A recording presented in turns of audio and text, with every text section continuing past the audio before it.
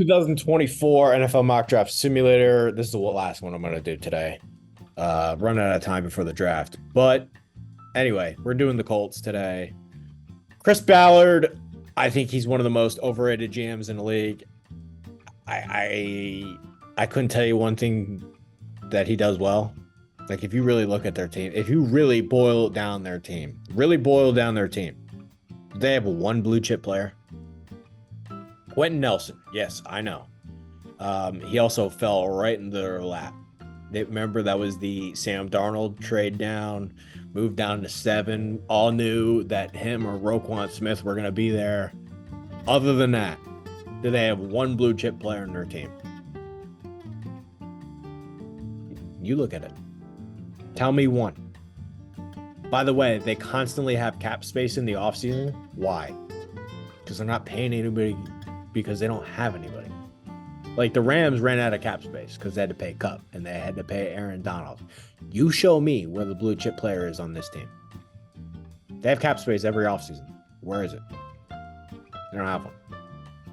In fact, they had so much money that they could just afford to pay Michael Pittman too much money and then pay Jonathan Taylor too much money. And they still have more cap space. So you name me the blue chip player that they have. They don't have one. He cares a lot about depth, not so much about getting actual good players, which is why they never win anything. Again, I'll say this again. Blake Bortles has won the AFC South more recently than Chris Ballard. I'm going to repeat myself again. Blake Bortles has won the AFC South more recently than Chris Ballard. Don't sit here and tell me this guy knows what he's doing, because we have no evidence of it. How many playoff games has he won since taking over? How many? Go ahead, you can look it up. Okay. Like it's just unbelievable. I just posted the Chiefs one on YouTube. It's unbelievable. Like it's so predictable. The fucking fanboys that come out that feel the need to defend their team on everything. It's not necessary. Like I'm a hibernating Ravens fan. I'll tell you, no problem what they do wrong. You know, like let's just be a little bit honest about what's going on. This Colts team, where are their good players? Do you see any? I see some capable players. I don't see any needle movers. So we would love to add a needle mover. And I'm just gonna do 3 rounds because this team bores me to death and they're not worth my time. But hey, maybe Richardson can be good and they'll be more exciting. And Steichen at least is a good head coach. We found that out once Jalen Hurts didn't have him anymore. We found that out real quick. I think this decision's very easy. If this scenario falls for the Colts, I don't even got to think about trading down. There's no point. I think Brock Bowers is the 3rd best player in the draft. And if you're telling me I can get him at 15 and he fits exactly what we can do, I got no problem turning the card and I'll sleep very well at night. This is the thing about Brock Bowers. And Jelani Woods, like there's no saying that he couldn't be a secondary tight end for us and play.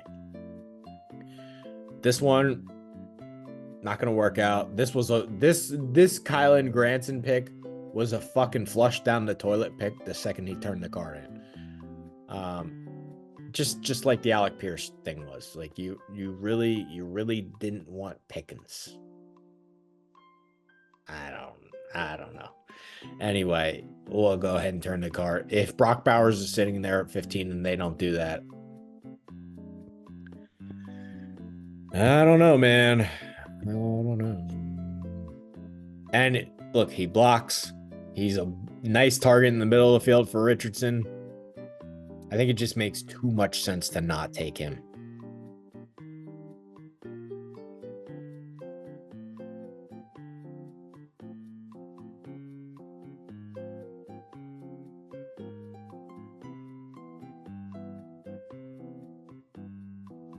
I don't like that our 2nd round pick is 46. That's a long ways away. Now we can start collecting.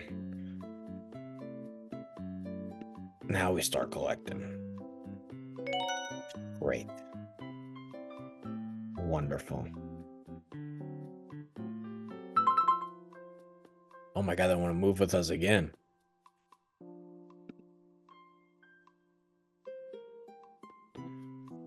Who would we take? All right, one of these linebackers. Maybe Frazier, actually. No, we have Kelly. Kelly's fine. What's this offer? Yeah. Yeah. Yeah. We'll see who's there at 82. So we collected a little bit. We got Brock Bowers. We're not going to make a pick in the second round, but we're going to get a bunch of guys in the third. We got some ammo.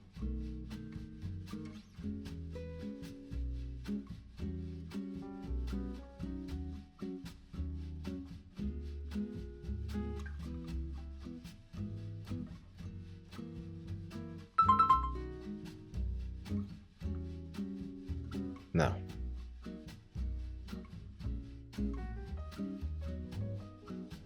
Okay. So, I mean, I can go ahead and we would need a left tackle is what we need. We need a left tackle.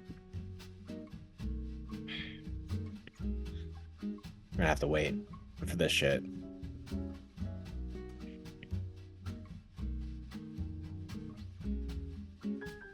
Guess I'm gonna end up with Van Pran a bunch, huh?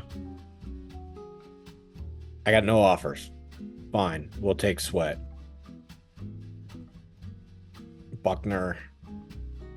He's getting old though. He's okay.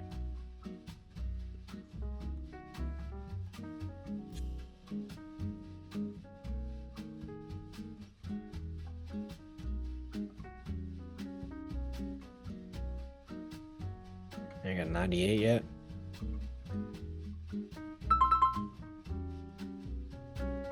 We'll probably do that.